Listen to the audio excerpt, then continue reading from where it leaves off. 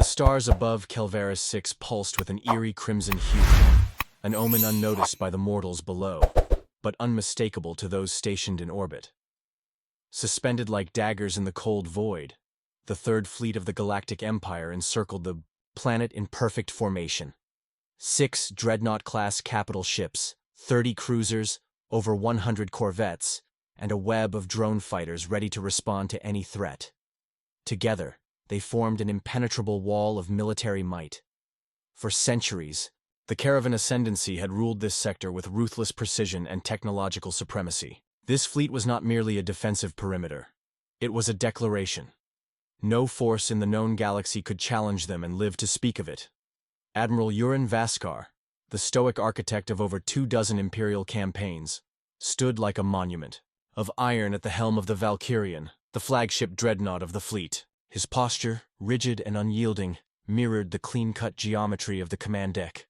A sleek crucible of light, glass, and humming consoles, manned by the finest officers the Empire had ever bred. They were vigilant, prepared for the usual skirmishes. Rogue Dominion pirates, Ank'Arai incursions, even the odd cultist uprising. But today was different. There was a weight in the air, as if the very fabric of space was holding its breath. "Status report," Vaskar said coldly, not turning his gaze from the forward holoscreen, which mapped every gravitational shift and warp trace within 3 light minutes. His voice, like an unsheathed blade, cut through the bridge's quiet hum. "Nothing unusual, Admiral," replied Commander Yes, sir, the tactical officer. "All vectors are clean. No jump signatures. Subspace stable. Just hold on." His fingers danced across the console, frowning. "We're getting a gravitic ripple. Small, localized, barely measurable. But there's no mass object nearby to cause it." Before Vaskar could respond, the anomaly flashed, then disappeared. A single, silent blip on the screen. "What was that?" he demanded. The sensor officer hesitated, visibly shaken. "No. Known match, sir. No energy source, no propulsion. It just appeared and vanished." "Could it be a cloaked vessel?" "No known cloaking field bends gravitational metrics that way. Not even our deep seal tech." The silence that followed was suffocating. The crew didn't know it, but instinctually they all understood. This was not just a glitch. This was something new. Then, space broke. The best minds in astrophysics have long speculated what a rupture in the continuum would look like. A hyperspace jump bends space. A wormhole tears it. But this was neither. A wound split the black, like molten glass cracking under pressure. And from within that yawning rift, a ship slid into real space without a ripple or flare. It did not announce itself. It did not trigger alarms. It simply was. Obsidian black, sleek and angular, yet oddly organic, like a blade forged not by hands, but by purpose. The ship was unlike any design known to the Galactic Codex. Its hull was lined with a shimmering lattice that defied the eye, pulsing gently between crimson, white, and a black that seemed to swallow light entirely. It was not massive by dreadnought standards, yet its presence dwarfed them all. Something about it felt alive and ancient. Admiral Vaskar stared at it, jaw tight. "Get me identification. I want to know who in the stars dares breach Imperial space unannounced." "There's nothing, sir. No registry codes, no transmission, no IFF signal.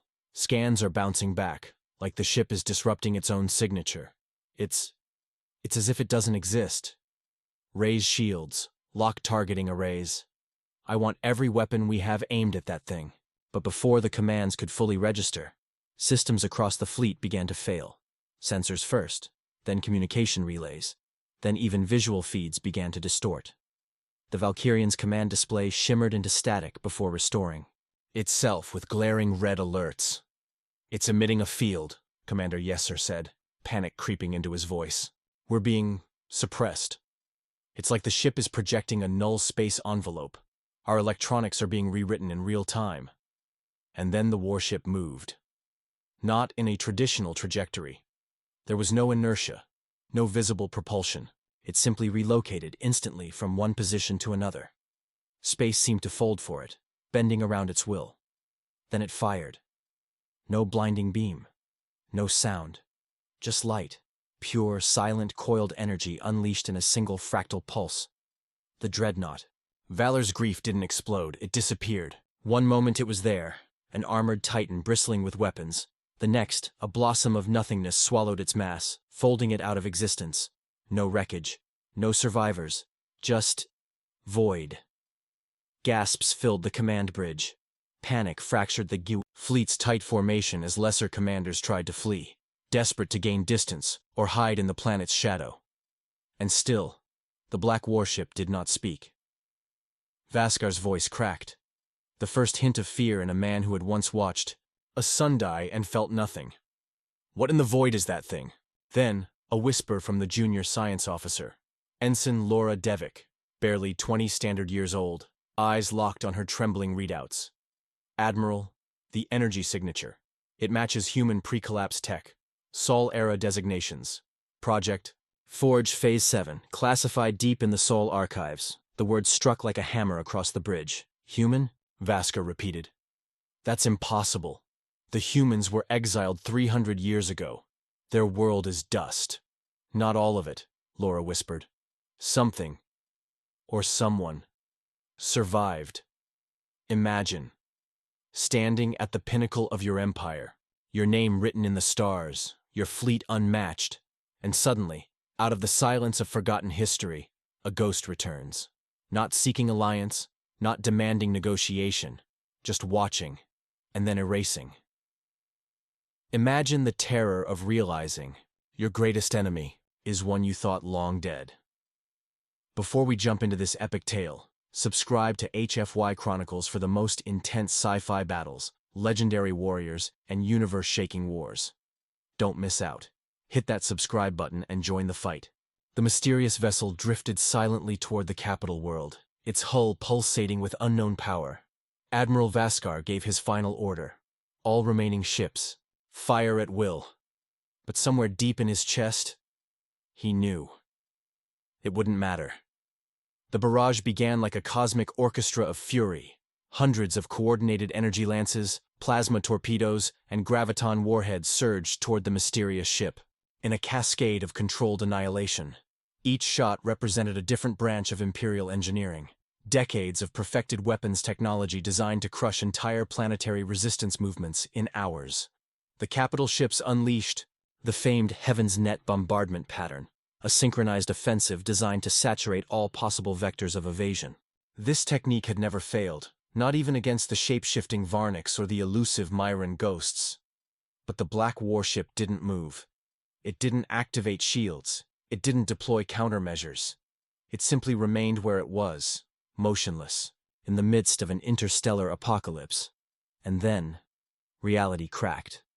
The incoming barrage, which by every known law of physics should have torn the ship asunder, never reached it.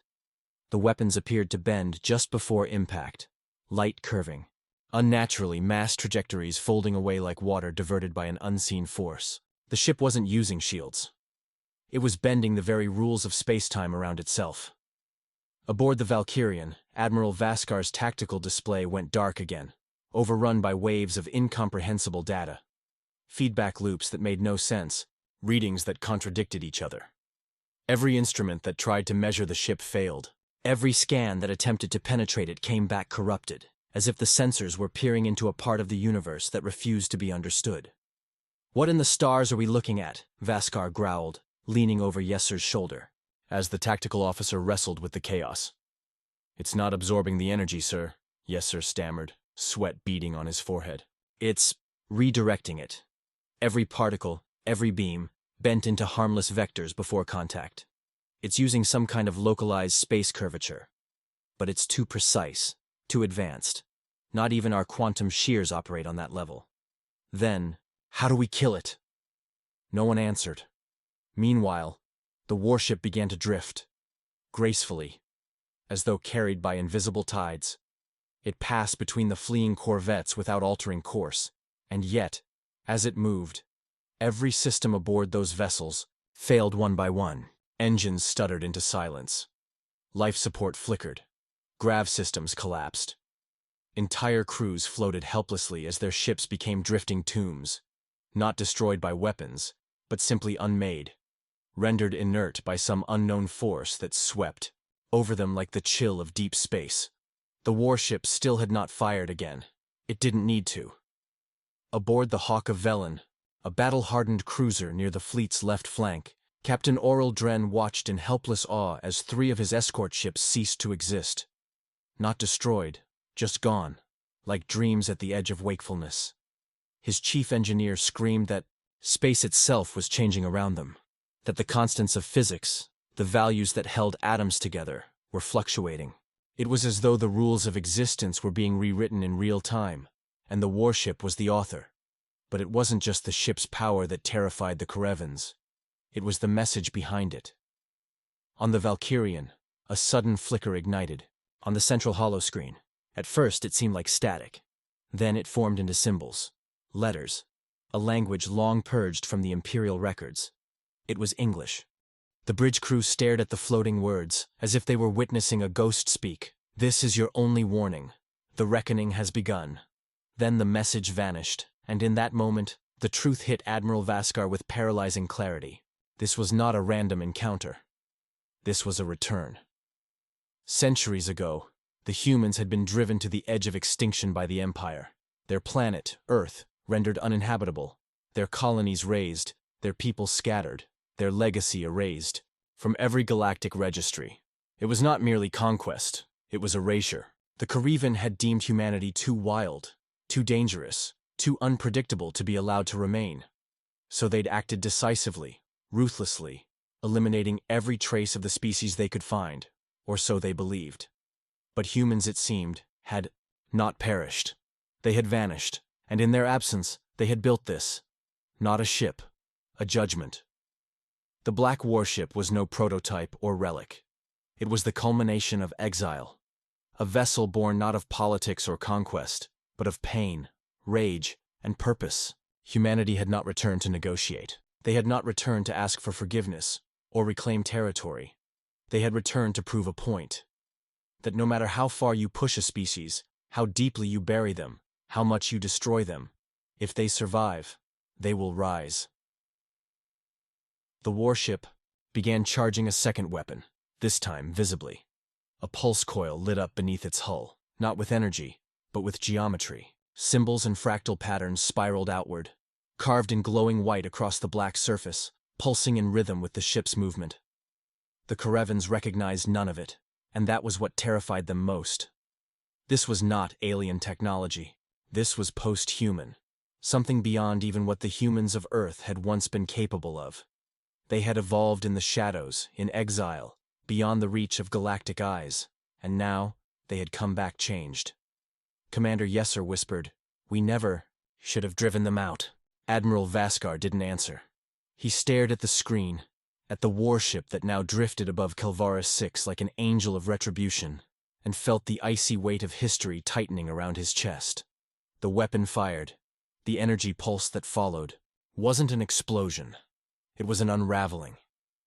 The space above Kelvaris 6 began to fragment like broken glass, reality itself peeling inwards. The planet's orbital ring crumpled in an instant. Satellites blinked out of existence. The capital city, visible from orbit, flickered as its power grid failed. Communications across the system collapsed.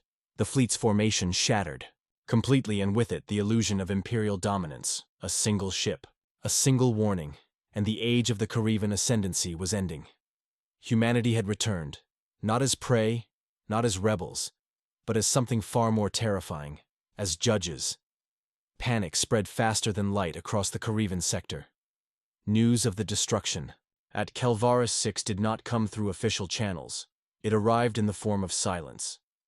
The entire Kelvaris defense grid had gone dark.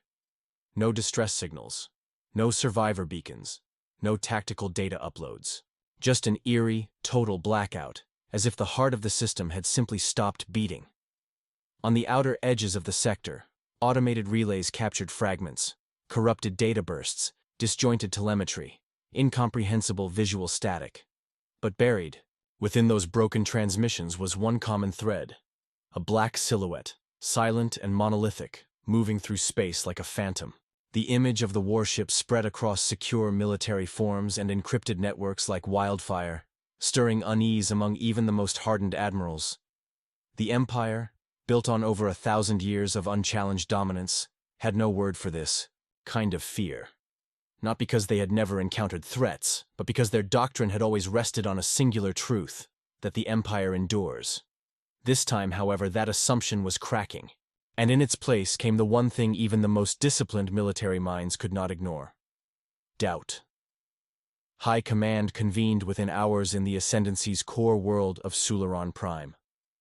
The council chamber, carved from obsidian harvested from collapsed neutron stars, now echoed with raised voices, a cacophony of panic thinly veiled as strategy. Holograms flickered above the circular table, looping the fragmented footage from Kelvaris again and again. The warship's arrival, the effortless neutralization of the fleet, the message, in English, and finally, the unmaking of Kelvaris 6's orbit. Impossible! Barked Strategos Vintoran, slamming a clawed fist onto the table. They were extinguished. We left no colony, no base, no viable remnant. Clearly you were wrong, murmured Archon Lurith, her multiple pupils narrowing into slits. And now, they've returned, not to ask questions, but to rewrite the balance. We need to understand what we're facing, another commander interjected, activating a set of incomplete schematics gathered from the last known sensor readings. The structure of the warship defied known classification. Its hull was layered with some form of adaptive metamaterial that distorted scans, making it appear like a shadow even under directed high-energy LiDAR. No traditional propulsion system, no exposed heat signatures, no mass displacement trails, and yet it moved with purpose. More disturbing than its physical attributes was the nature of its weaponry. What had initially been believed to be a high-energy pulse was, on further analysis, something far more insidious. The energy radiating from the ship did not merely destroy, it induced localized entropy spikes, effectively breaking down the organization of matter itself. Buildings, ships, satellites, everything it touched lost structural coherence. Entropy accelerated until matter reverted to subatomic chaos. It didn't kill. It unwrote. "It's not a weapon," said Chief Scientist Karasar slowly. "It's a law engine." That phrase fell like a hammer. A law engine. Technology capable of rewriting the parameters of reality within a confined space. Theoretical, certainly. Wildly dangerous, undoubtedly. But always deemed impossible. No civilization had come close. Not even the crystalline Matokans or the ancient Drossari archives hinted at such capability. Yet now, a warship carrying such a device had appeared, silently, carrying a banner of vengeance, a human banner. The Council knew what came next. The Imperial Codex was clear. Any existential threat to the Ascendancy was to be eliminated preemptively and without hesitation. Mobilization orders were issued. 5 fleets, the iron clusters of the Caravan military, were dispatched with a singular mission: destroy the warship, and this time, leave nothing behind. But war was no longer what the Caravan understood it to be. The black warship did not flee or hide. Instead, it charted a direct path toward the Argon Spires, an artificial cluster of ring worlds suspended in orbit around the supergiant star Trinaxis V. These rings housed some of the most strategic communication relays in the Empire, processing trillions of quantum packets per second. It was the heart of their military coordination, their surveillance web, their data fortress. The warship's intent was clear: sever the Empire's mind before striking its body. The iron clusters arrived just before it did. 5 full armadas, hundreds of dreadnoughts, thousands of cruisers, destroyers, and mechanized battalions suspended in orbital formation like an impenetrable net. Their formation stretched across 3-dimensional space like a cathedral of steel and fire, each ship aligned with perfect precision. The warship arrived, gliding through space without a ripple. No warning, no transmission, no declaration of battle. It simply appeared. What followed was not a battle. It was a demonstration. The Caravans opened fire first. Every ship, every gun, every weapon unleashed in perfect synchronization. The sky lit up with energy signatures that could outshine suns, but again, nothing touched it. The warship remained untouched at the center, an island of stillness in a sea of chaos. And then, reality changed. Space between ships began to fold unnaturally. Some vessels found themselves duplicated, their twin copies drifting before collapsing into gravitational singularities.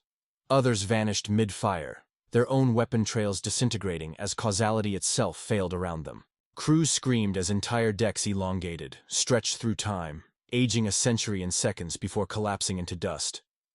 Command bridges shattered into irrational geometry. Some captains saw visions of Earth, not as it was, but as it might have been, projected into their minds like living dreams, humans walking under starlight, their eyes filled with cold fury. The Karevan fleets dissolved, not through fire, but through understanding. The warship showed them what it was. A vessel not simply of power, but of memory. It carried the collective vengeance of a species wronged. Every pulse of its hull was a story. Every weapon a lesson. Every movement a declaration. Humanity had not only returned, they had learned how to make the galaxy remember. By the time the Argon spires flickered and fell silent, the warship had already begun its next jump. The Empire's mind was now blind, its communication arteries severed, its plans fractured. But the warship wasn't done. It was heading for Sularon Prime, the heart of the Karevan Empire. The reckoning had only just begun. As the warship veered toward the heart of the Empire, the Karevan leadership felt the weight of 1,000 years of dominance slipping from their grasp. Sularon Prime, gleaming with its reflective towers and pulsing with the energy of countless data exchanges, had once been a symbol of eternal power. It was a beacon for all who sought knowledge and control over the galaxy. But now it faced a reckoning unlike anything it had ever witnessed. And this reckoning was heralded by a warship that moved like a shadow through the void, leaving nothing but chaos in its wake. The Empire's high command was gripped with frantic urgency. In the grand war room beneath the skyscraping spires of Sularon, officials of every rank scrambled, their voices high-pitched with fear and disbelief. The Leadership Council, once calm and imposing, had been reduced to a frantic assembly, each member trying to form a coherent strategy as the warship closed in on their capital world. All their military might, the colossal fleets, the impenetrable defense grids, the stellar fortresses that stood as monuments to their might, were meaningless in the face of an enemy that could rewrite the laws of nature itself. Admiral Aaron Tellis, one of the most respected strategists in the Empire, stood rigidly at the center of the war room.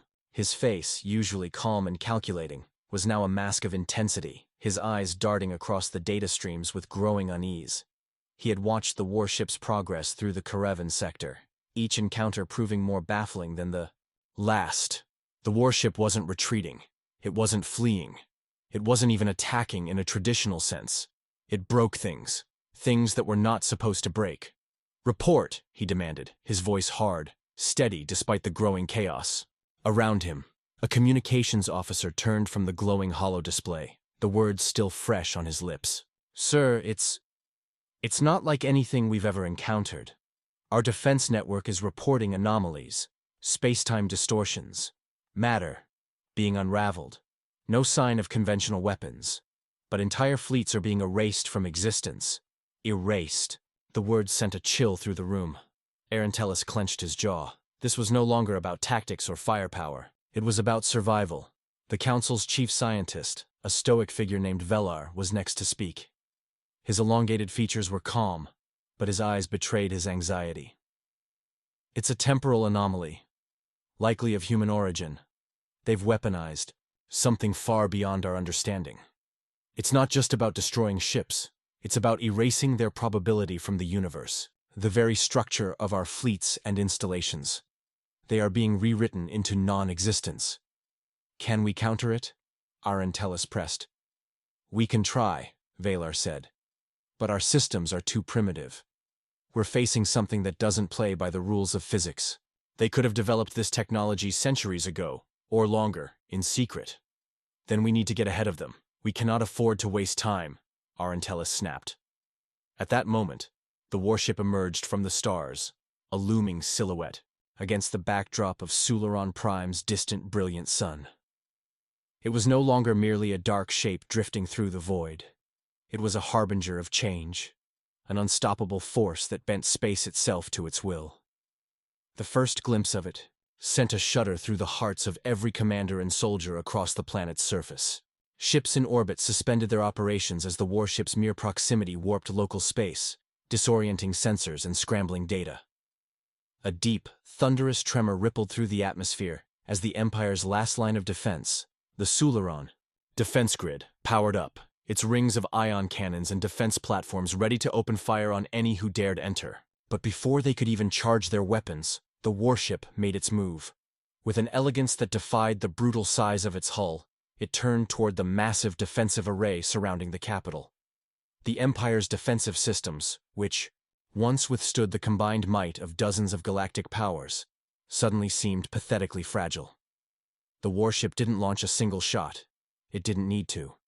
Instead, its hull pulsed with a strange golden light, a beacon that sent waves of distorted energy radiating outward. The first of the defense platforms simply disappeared, their mass and form dissipating into nothingness, their existence cancelled from the timeline. In an instant, they were no more than a distant memory, a distant thought. The remaining platforms began firing in a panic, their heavy turbolasers lighting up the darkened sky in an array of brilliant, deadly beams, but none of them found their target. The warship merely moved, its form shifting slightly in space, bending the fabric of the surrounding space-time, and the beams of energy, every single one, simply vanished, absorbed into the distortion around it. Report. Arantelis's voice cracked as he watched the Empire's most powerful defense systems dissolve before his eyes. This was no longer a battle for territory, it was a war for existence itself. We can't lock onto it, Admiral, came the voice of a panicked tactical officer. Sensors are completely offline. All calculations are failing. We're blind. We can't track it. The warship continued its slow, deliberate path toward the heart of the Empire. Each step it took seemed to carry more weight than the last. Its presence on the battlefield was a cruel reminder that power, as the Karevans had always defined it, had no true meaning in the face of such cosmic forces. As the fleet commanders scrambled to adjust their strategies, Arantelis found himself at a loss. He had spent his entire career studying the military arts, fighting wars across multiple systems and galaxies. He had never, in his wildest dreams, envisioned an enemy who could simply erase the concept of a battle. The warship wasn't just a weapon. It was a force of nature, a manifestation of human willpower so intense that it bent space, time, and reality to its cause. The warship was on the brink of Sularon Prime now, its next move clear. There would be no more defense. There would be no more struggle. The warship would reshape the Empire's future, and it would do so not with guns or bombs, but with an understanding of power that the Karevans could never comprehend.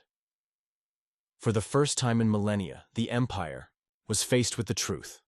No matter how mighty their fleets, no matter how far their reach, the universe was not theirs to command. It had been taken, and the human warship was simply here to remind them of that. The final hour had arrived, and the Karevan Empire stood on the precipice of annihilation, staring into the abyss with a kind of dread they had never before known. As the human warship loomed just above the surface of Sularon Prime, it became clear that there would be no more negotiation, no more time for strategy. What had begun as an act of defiance, this impossible, otherworldly appearance of a single ship, was now an existential confrontation. For the first time, the high command of the Empire had no answer, no contingency plans. Nothing in their 1,000-year reign had prepared them for the unimaginable force they now faced. Admiral Arantelis, usually a man of calculated poise, stood in the war room, watching as the last of their fleet crumbled into nothingness on the display screens. There were no explosions, no dramatic clashes of titanic power, just the quiet, eerie disappearance of their greatest weapons, reduced to voids, to nothing. As the warship's massive form towered over the planet, the atmosphere began to shimmer with the intensity of its distortion. The Karevan defense grids, their once impenetrable layers of energy shields, now flickered with uncertainty as they began to collapse one by one, erased from the timeline with a flick of the warship's power. The human ship didn't need to fire a single shot. It simply was. It moved, and in its wake, entire systems ceased to exist. The Emperor himself, once a figurehead of unshakable authority, stood at the balcony of his sprawling palace, his face drawn tight with fear. His once commanding voice now faltered as he addressed his surviving generals. "This is not an invasion," he said, the weight of his words heavy. "This is an extinction." It was true. The human warship wasn't concerned with territory. It wasn't interested in diplomacy or conquest. It was here to change the fabric of reality itself, and it was willing to rewrite the course of galactic history to ensure that no one, no empire, no civilization, could ever challenge humanity's claim to the stars again. On the surface of Sularan Prime, the first tremors of the ship's arrival reverberated through the planet. Buildings trembled, and the very ground beneath their feet seemed to distort. Citizens who had once felt safe in their gleaming cities now felt the fear of something far beyond their understanding. They could only watch as the skies darkened, as the warship's massive silhouette blocked out the sun. The planet's once vibrant ecosystem began to wither, the air itself becoming charged with an unnatural energy, warping and twisting as the ship's influence permeated everything. In the depths of the warship, Captain Emery stood at the helm, watching as their mission reached its climax. His crew, a mix of human soldiers, AI entities, and advanced drones, were silent, every one of them aware of the enormity of the task at hand. They were not merely here to defeat an enemy. They were here to leave an indelible mark on the universe.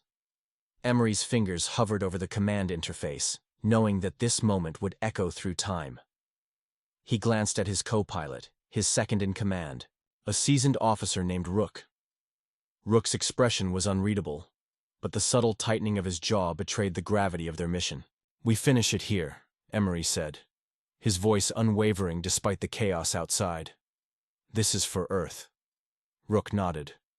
"For Earth," he repeated quietly. The final sequence began, and with it came the ship's most devastating weapon. A quantum distortion pulse that, when unleashed, would wipe the very memory of the Empire from existence. This wasn't just a weapon. It was the apex of human ingenuity, harnessing the very fabric of space-time as a tool for rewriting the past, present, and future. The idea was simple in its execution, yet utterly beyond the comprehension of any galactic power the Empire had encountered. This was not just a war. This was a reclamation.